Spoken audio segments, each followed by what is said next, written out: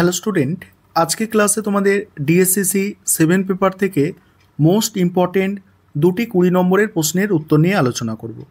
প্রথম প্রশ্ন হচ্ছে গিয়াসউদ্দিন বলবন কিভাবে দিল্লির সুলতানিকে সুদৃঢ় করেছিল, এই প্রশ্নের উত্তরটা নিয়ে আলোচনা করব। দ্বিতীয় প্রশ্ন হচ্ছে আলাউদ্দিন খিলজির মূল্য নিয়ন্ত্রণ নীতি কেন এবং কিভাবে প্রবর্তন করেছিল। এই দুটো প্রশ্নের উত্তর তাহলে তোমরা দেখে নাও, তোমাদের জন্য এই দুটো প্রশ্ন মোস্ট ইম্পর্টেন্ট। প্রথম প্রশ্ন তোমাদের যেটা ছিল, গিয়াসউদ্দিন বলবন কিভাবে দিল্লির সুলতানিকে সুদৃঢ় করেছিল। প্রশ্নটা ঘুরিয়ে আসতে পারে দিল্লির সুলতানির সংহতি সাধনে বলবনের ভূমিকা, বা ঘুরিয়ে আসতে পারে গিয়াসউদ্দিন বলবনের কার্যাবলী বা কৃতিত্ব আলোচনা করো। অ্যান্সারটা তোমরা দেখো। গিয়াসউদ্দিন বলবন, প্রথমে ভূমিকা দিয়ে শুরু করবে। গিয়াসউদ্দিন বলবন প্রথম জীবনে ছিলেন কৃতদাস, পরে ইলতুৎমিশ তাকে 40 চক্রের প্রধান নিযুক্ত করেন। 1249 খ্রিস্টাব্দে তিনি সুলতান নাসিরউদ্দিন মামুদের সঙ্গে নিজের মেয়ের বিয়ে দিয়ে নায়েব ই মামলিকত পদ লাভ করে। এরপর 1266 খ্রিস্টাব্দে সুলতান নাসিরউদ্দিন মামুদের মৃত্যু হলে গিয়াসউদ্দিন বলবন দিল্লির সিংহাসনে বসেন। দক্ষ প্রশাসক হিসাবে বলবন কৃতিত্বের পরিচয় দিয়েছিলেন। তিনি 1266 থেকে 87 খ্রিস্টাব্দ পর্যন্ত বহু গুরুত্বপূর্ণ কাজ করেছিলেন। মেওয়াটি দস্যুদের দমন। বলবনের সময় দিল্লির নিকটবর্তী অঞ্চলে মেওয়াটি দস্যুরা লুটতরাজ চালিয়ে জনজীবনকে অতিষ্ঠ করে তুলেছিল। বলবন শান্তি শৃঙ্খলা প্রতিষ্ঠার জন্য প্রথমে দিল্লির নিকটবর্তী বনাঞ্চল পরিষ্কার করে সেনা শিবির স্থাপন করে। এরপর মেওয়াটি দস্যুদের হত্যা করে তাদের ঘরবাড়ি পুড়িয়ে দেয়। এবার আছে বিদ্রোহ দমন, পরের পয়েন্ট। সেখানে কি বলছে দেখো, দোয়াব অঞ্চলে রাজ্যের বিভিন্ন স্থানে বিদ্রোহ দমন করার জন্য বলবন সচেষ্ট ছিলেন। তিনি দোয়াব অঞ্চলের বিদ্রোহ দমনের জন্য ওই অঞ্চলকে কতগুলি ইক্তায় বিভক্ত করেন। তিনি ইক্তাদারদের দোয়াবের বিদ্রোহ কঠোর হাতে দমন করার নির্দেশ দেন, আর এর ফলে দোয়াব অঞ্চলের শান্তি স্থাপিত হয়। এছাড়া বলবন কাটিহার রোহিলখণ্ড প্রভৃতি অঞ্চলে বিদ্রোহ দমন করে এবং বিভিন্ন স্থানে দুর্গ নির্মাণ করে। তারপরে কি আছে দেখো, আমির ও ওমরাহদের ক্ষমতা হ্রাস। বলবন বুঝেছিলেন যে রাজতন্ত্রের ক্ষমতা বৃদ্ধি করতে হলে আমির আর ওমরাহর ক্ষমতা হ্রাস করা একান্ত প্রয়োজন।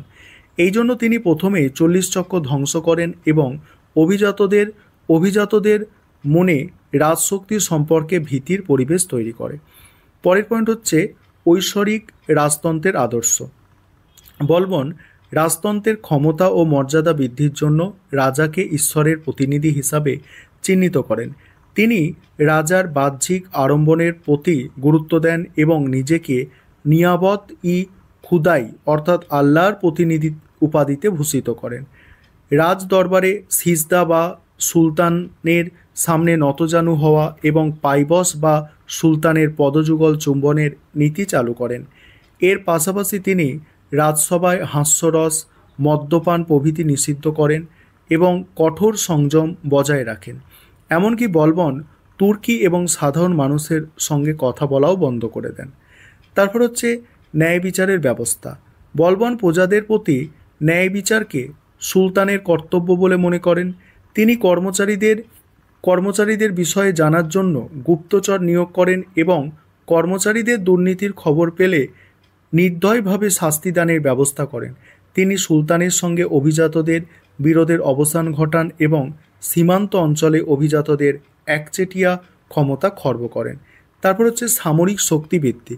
এখানে কি বলা হচ্ছে দেখো, সামরিক শক্তি বৃদ্ধিতে বলবন বিসমার্কের মতো রক্ত লৌহ নীতিতে বিশ্বাসী ছিলেন। তিনি মনে করতেন যে প্রশাসনের মূল স্তম্ভ হলো সেনাবাহিনী, তাই তিনি সামরিক বাহিনীর সংস্কার করেন। ইতিপূর্বে সেনাবাহিনীর উত্তরাধিকারীরাও জায়গির ভোগ করত। বলবন তাদের বাৎসরিক ভাতার ব্যবস্থা করেন আর শুধু সৈন্যদের জায়গির প্রদান করেন। অন্যদিকে তিনি সৈন্যর সংখ্যা বৃদ্ধি করেন এবং তাদের উপযুক্ত প্রশিক্ষণের ব্যবস্থা করেন। পরের পয়েন্ট হচ্ছে বাংলার বিদ্রোহ দমন। বলবনের সময় বাংলায় ঘন ঘন বিদ্রোহ দেখা যায়। 1278 খ্রিস্টাব্দে বাংলার শাসক তুগরিল খাঁর বিদ্রোহ ঘোষণা করলে বলবন অযোধ্যার শাসককে বিদ্রোহ দমনের জন্য পাঠায়, কিন্তু তিনি পরাজিত হলে বলবন নিজের সেনাবাহিনী নিয়ে বাংলায় উপস্থিত হন। তুগরিল খাঁ বলবনের হাতে নিহত হলে দেখো বুগরা খাঁ বাংলার শাসনকর্তা নিযুক্ত হন। তারপরে বলা হচ্ছে কি মঙ্গল আক্রমণ প্রতিরোধ। ভারতে ঘন ঘন মঙ্গল আক্রমণ প্রতিরোধ করার জন্য বলবন কতগুলি সুনির্দিষ্ট নীতি গ্রহণ করেছিলেন। তিনি পুরনো দুর্গগুলি সংস্কার করেন এবং কয়েকটি নতুন দুর্গ নির্মাণ করেন। তিনি উত্তর পশ্চিম সীমান্ত অঞ্চল দুটি ভাগে বিভক্ত করে লাহোর, মুলতান ও সিন্ধু অঞ্চলের দায়িত্ব জ্যেষ্ঠ পুত্র মোহাম্মদকে দেন এবং পাঞ্জাব সীমান্ত অঞ্চলের দায়িত্ব বুগরা খাঁকে প্রদান করে। এরপর মঙ্গলরা 1285 খ্রিস্টাব্দে আক্রমণ চালায়। মোহাম্মদ তার প্রতিরোধ করেন, তবে এই যুদ্ধে তার মৃত্যু হয়। এর ফলে বলবন নিজে যুদ্ধ চালিয়ে মঙ্গলদের আক্রমণ প্রতিরোধ করে। এবার মূল্যায়নটা তোমরা একটু দেখে নাও।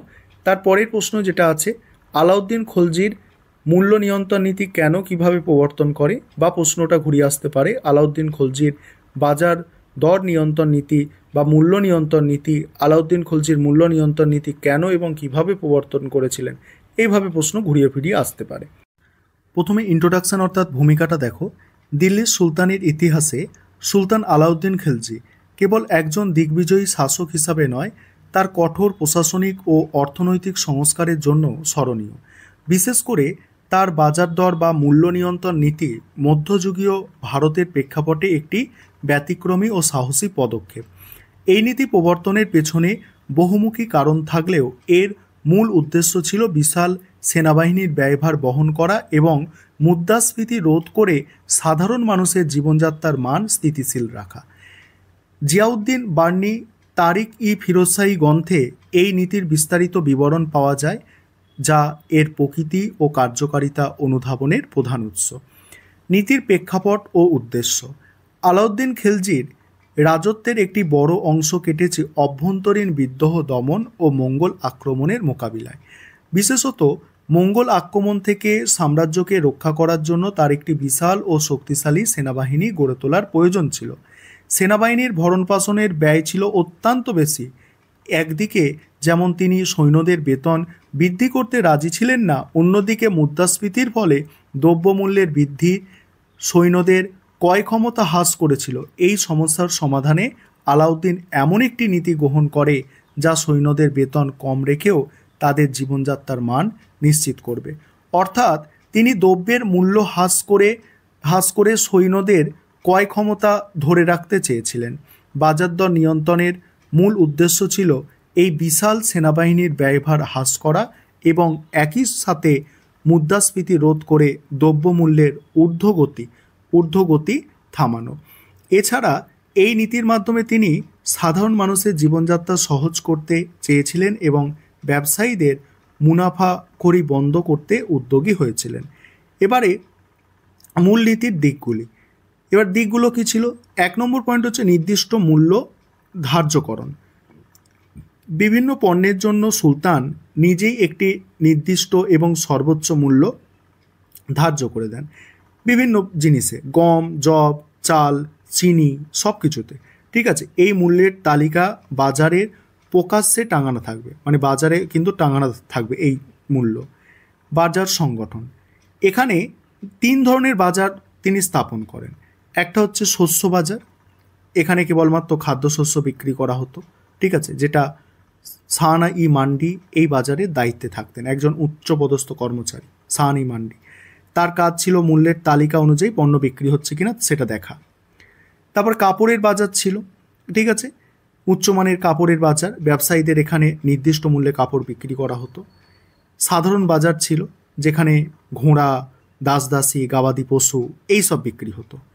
এবার কি বলা হচ্ছে দেখো সরবরাহ নিয়ন্ত্রণ, কঠোর নজরদারি ও শাস্তি। পয়েন্ট দেখো, এখানে কি বলা হচ্ছে, নীতি কার্যকর করার জন্য এক কঠোর নজরদারি ব্যবস্থা চালু করা হয়। দিয়ানি রিয়াসাত নামে একটি নতুন বিভাগ খোলা হয়, যাদের ওপর পুরো বাজার ব্যবস্থা তদারকির ভার ছিল। সাহানি মান্ডি ছাড়াও বারিদ মানে গুপ্তচর, মুনহিয়ান মানে গোয়েন্দা নামে একাধিক পদ সৃষ্টি করা হয়। এরা বাজারের সমস্ত কার্যকলাপের ওপর নজর রাখত এবং সুলতানকে রিপোর্ট করত। আইন ভঙ্গের শাস্তি ছিল অত্যন্ত কঠোর। ওজনে কারচুপি করলে বিক্রেতার শরীর থেকে সমপরিমাণে মাংস কেটে নেওয়ার মতো ভয়ঙ্কর শাস্তি ছিল। আর মুনাফাখোরি বা কালোবাজারি ছিল শাস্তিযোগ্য অপরাধ। নীতির ফলাফল বা মূল্যায়ন, এইভাবে প্রশ্নের উত্তর কিন্তু আমাদের রেডি করা হয়েছে এবং এর পরের সেমিস্টারের আমাদের স্টাডি মেটেরিয়াল খুব তাড়াতাড়ি পাবলিশ হবে। তোমরা যারা পারচেস করতে ইচ্ছুক থাকবে অবশ্যই তোমরা পারচেস করে নিতে পারো।